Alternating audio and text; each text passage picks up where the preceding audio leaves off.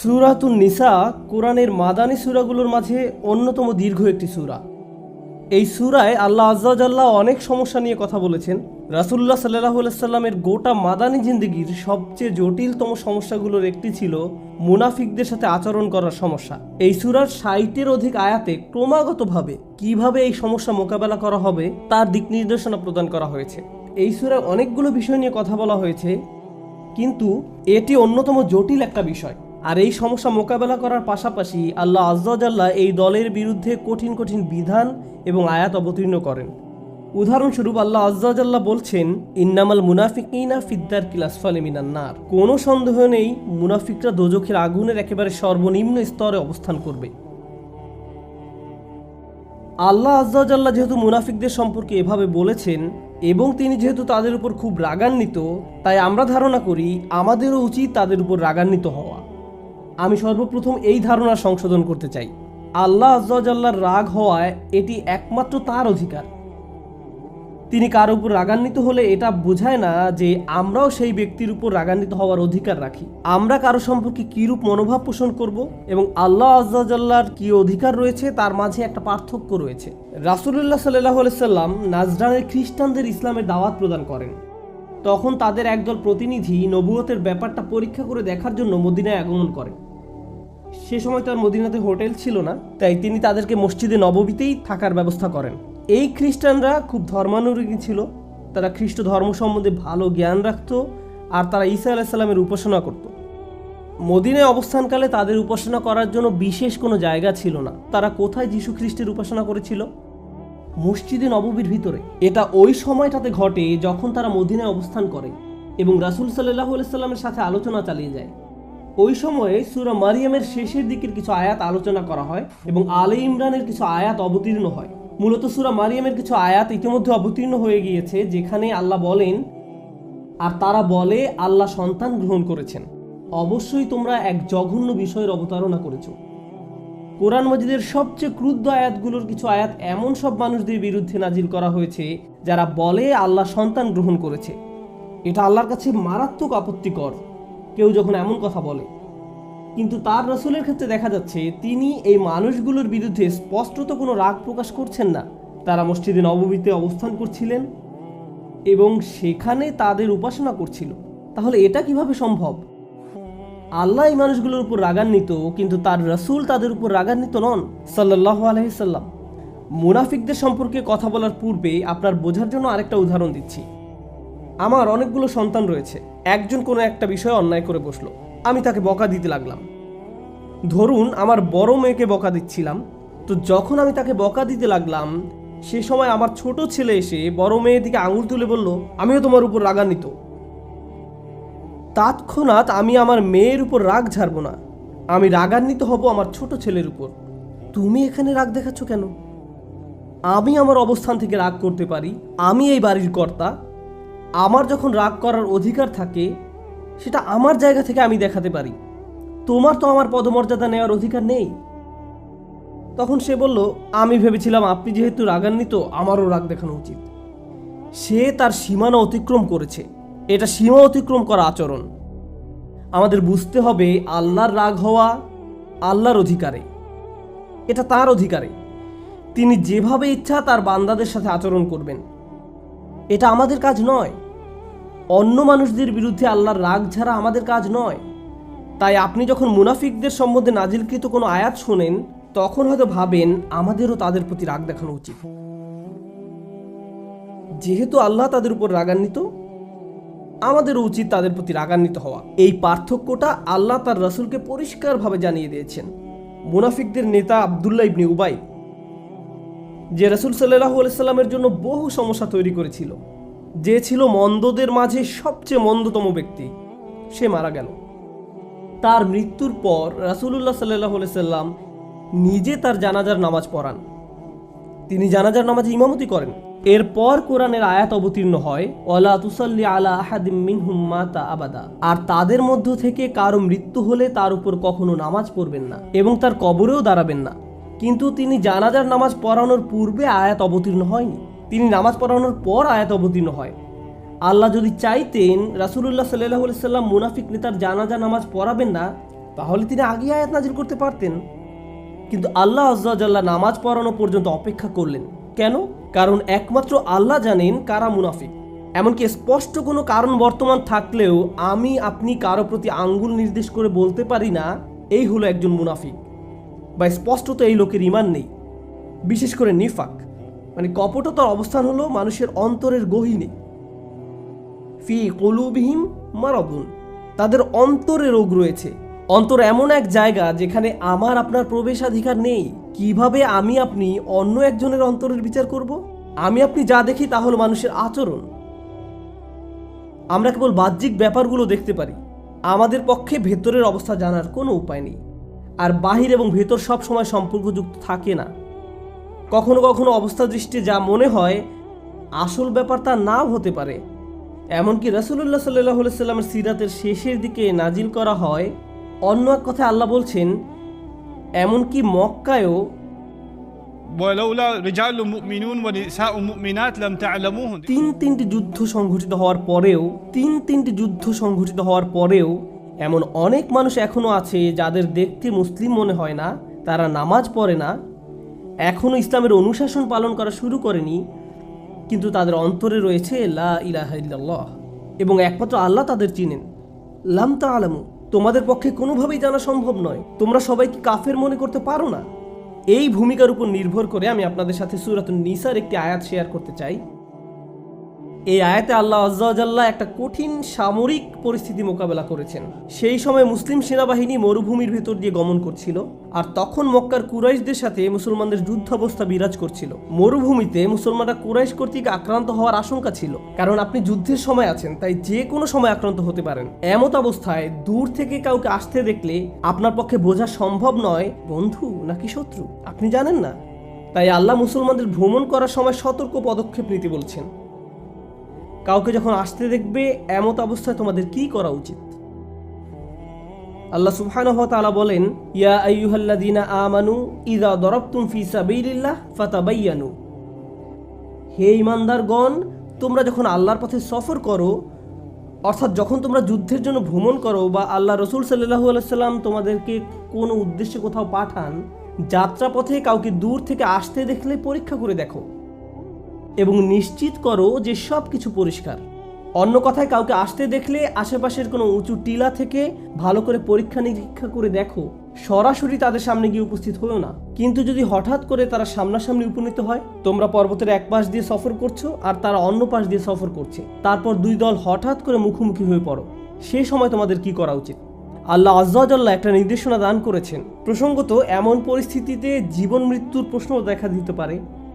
আপনি যদি ভুল সিদ্ধান্ত গ্রহণ করেন এবং লোকটিকে পার হতে দেন, সে হয়তো পেছন থেকে আপনাকে আক্রমণ করতে পারে, আপনি খুন হয়ে যেতে পারেন। আল্লাহ মুসলমানদেরকে যে নির্দেশনা প্রদান করেছেন সেটা অবিশ্বাস্য।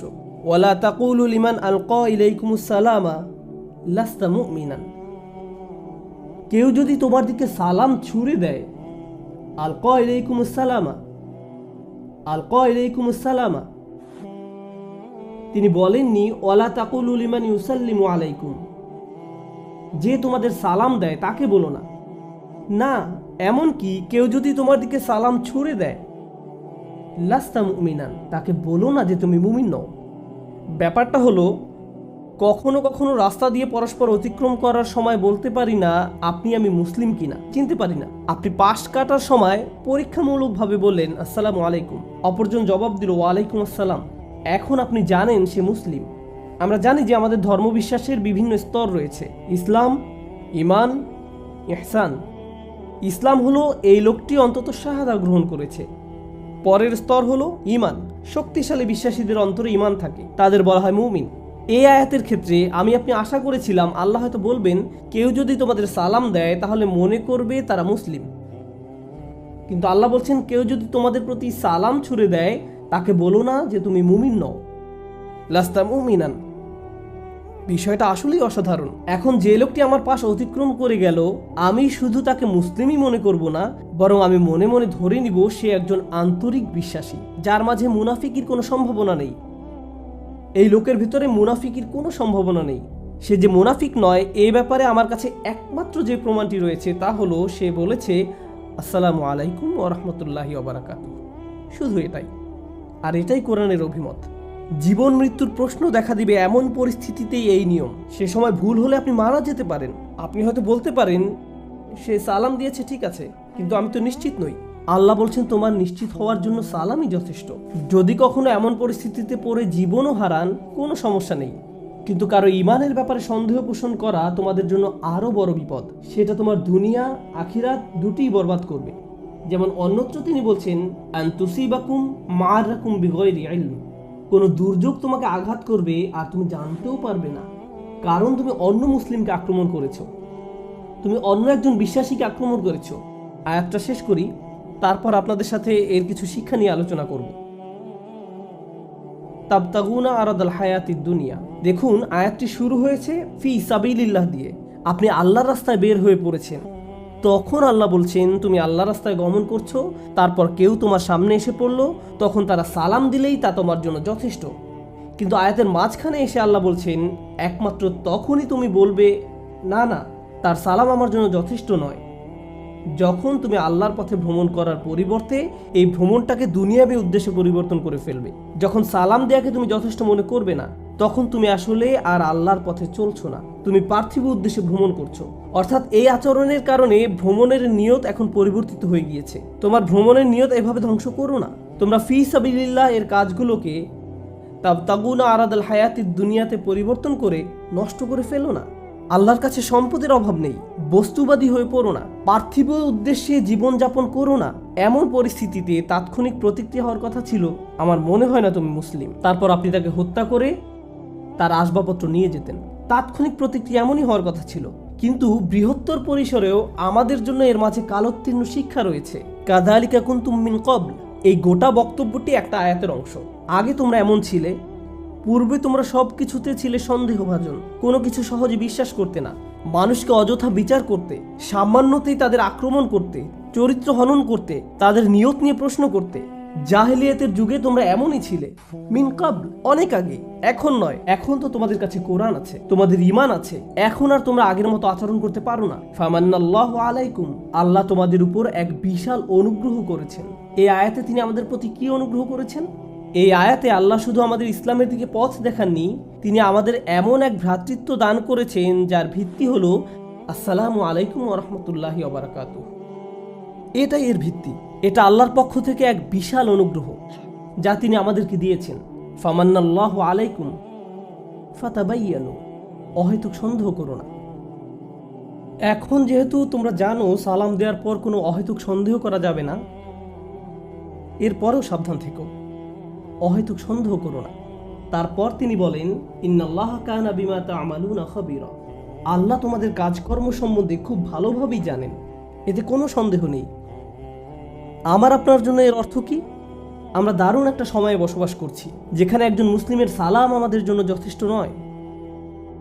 একজন মুসলিম আপনাকে সালাম দেওয়ার পরেও কিভাবে সে পোশাক পরেছে, তাকে কেমন দেখায়, তার দাড়ির সাইজ কত বড়, বা তার হয়তো দাড়িই নেই, বা তার কথায় হয়তো আঞ্চলিক টান আছে, সে কোন পরিবেশ থেকে এসেছে, এসব দেখে আপনি বুঝে ফেলেন আহারে সে তো একটা মুনাফিক, সে তো একজন পথভ্রষ্ট। কেউ কেউ বলবে ওয়ালাইকুম আসসালাম, কিন্তু একই সাথে মনে মনে ভাববে এই লোক নিশ্চিত জাহান্নামে যাবে। এটাই একমাত্র সান্ত্বনা যে সে মুসলিম। আমরা এত বেশি বিভক্ত। কেউ যখন মসজিদে প্রবেশ করে আমরা তখন সাথে সাথে পরীক্ষা করতে শুরু করি সে কোন ধরনের পথভ্রষ্টতার মধ্যে নিমজ্জিত। কেউ সালাম দিলেই আপনি তাকে বিশ্বাসী মনে করেন না, আর সে আমার সাথে যে ঈমান শেয়ার করে তা আমার প্রতি আল্লাহর একটা রহমত। এই ধরনের চিন্তা আমাদের থেকে হারিয়ে গেছে। সেই দিনগুলো হারিয়ে গেছে যখন কোনো মুসলিম ভাই অপর কোনো মুসলিম ভাইকে সালাম দিত আর সাথে সাথে সব ধরনের শত্রুতা জানালা দিয়ে পালাতো। ফাআল্লাফা বাইনা কুলুবিকুম ফাআসবাহতুম বিনিআমাতিহি ইখওয়ানান, তিনি তোমাদের পরস্পরের অন্তরে ভালোবাসা তৈরি করে দিয়েছেন, ফলে তোমরা ভাই ভাই পরিণত হয়েছো শুধু তার অনুগ্রহে। এই সালামই আমাদের জন্য যথেষ্ট ছিল। কোনো মুসলিম দেশে বা সমাজে বসবাস করা যে কত বড় নিয়ামত মুসলমানরা তা বুঝতেও পারে না। আমি যুক্তরাষ্ট্রের এমন অনেক শহরে গিয়েছি যেখানে মুসলমান নেই বললেই চলে, কিছুদিন পূর্বে এক ভাইয়ের সাথে আমার সাক্ষাৎ হয়েছিল যে ওকলাহোমা সিটিতে প্রায় ৪৫ বছর যাবৎ বসবাস করছে, আর সেই শহরে বেশি সংখ্যক মুসলমান বাস করে না, বিশেষ করে ৪৫ বছর আগে। তিনি হয়তো কোনো দোকানে গিয়েছেন কিছু কিনতে, এমন সময় শুনতে পেলেন কে যেন কোরআন পড়ছে, কেউ একজন কোরআন তেলাওয়াত করছে। দৌড় দিয়ে তার কাছে গিয়ে বললেন, আসসালামু আলাইকুম। তখন সে বলল, না না, আমি মুসলিম নই, আমি ইয়াহুদি। ও, আপনি তাওরাত তেলাওয়াত করছিলেন? আমি বুঝতে পারিনি। তারা হয়তো পরিবার সহ কোথাও যাচ্ছিলেন, পথে হিজাব পরা কাউকে দেখলেন, তাড়াতাড়ি গাড়ি থামিয়ে বললেন, আসসালামু আলাইকুম। তারা খুবই উৎসাহী হয়ে পড়তেন যে তারা আরেকজন মুসলিমের সাক্ষাৎ পেয়েছেন। যাক, এখানে এমন একজন আছে যে আমাদের কালেমায় বিশ্বাস করে। কোনো মুসলিম আশেপাশে না থাকলে ব্যাপারটা কেমন হতো তা আমার আপনার পক্ষে উপলব্ধি করা কঠিন, কারণ আলহামদুলিল্লাহ আমাদের আশেপাশে এখন প্রচুর মুসলমান রয়েছে। এই মুসলমানের অনেকেই আমাদের থেকে আলাদা, তাদের চিন্তা পদ্ধতি আলাদা, তারা হয়তো অন্য কোনো মাযহাব অনুসরণ করে, তাদের পোশাক আশাক অন্যরকম, তারা ভিন্ন স্কলারদের পছন্দ করেন, তারা আমাদের পছন্দের সংগঠনের চেয়ে ভিন্ন কোনো মুসলিম সংগঠন পছন্দ করে, তারা জাতিগত দিক থেকে ভিন্ন জাতির। এই ব্যাপারগুলো কোনোটাই ইস্যু হওয়ার কথা ছিল না। বস্তুত জীবন মৃত্যুর প্রশ্ন দেখা দেয় এমন পরিস্থিতিতেও এগুলো কোনো ইস্যু হওয়ার কথাই নয়, তথাপি আমরা এগুলো নিয়ে মতবিরোধ করছি। আমাদের সালাম এখন আমাদের জন্য যথেষ্ট নয়।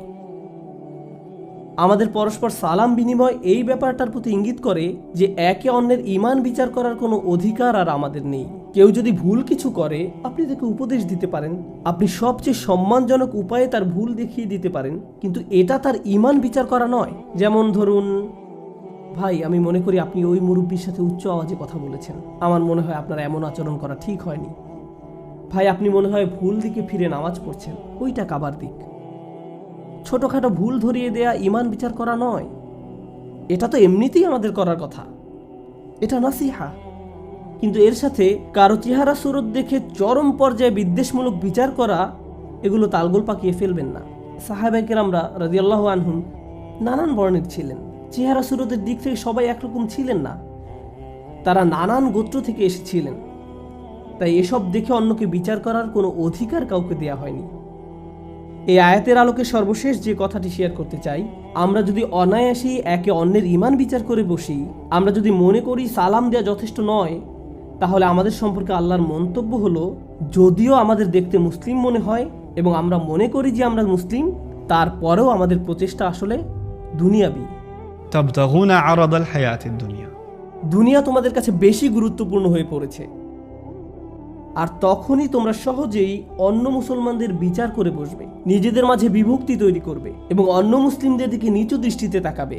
আল্লাহ আযজা ওয়া জাল্লা আমাদের এমন মানুষে পরিণত করুন যাদের একে অন্যের প্রতি সত্যিকারের ভালোবাসা রয়েছে, যারা সত্যিকার অর্থে আমাদের রাসূল সাল্লাল্লাহু আলাইহি সাল্লামের কথার মর্ম উপলব্ধি করতে পারে, যখন তিনি সুন্দরতম উপায়ে বলেছেন, আফশুস সালাম, সালামকে ছড়িয়ে দাও। কারণ আপনি যখন সালামকে তার প্রকৃত অর্থে ছড়িয়ে দিবেন, তখন আপনি আসলে যা ছড়িয়ে দিলেন তা হলো উম্মার মাঝে সম্প্রীতি এবং একে অন্যের প্রতি কোমলতা। আল্লাহ আযজা ওয়া জাল্লা আমাদের অন্তরকে একে অন্যের প্রতি কোমল করে দিন, এবং এমনকি আমরা যখন কাউকে সংশোধন করতে চাই, তখন যেন সবচেয়ে সম্মানজনক এবং ভালোবাসাময় উপায়ে তা করি।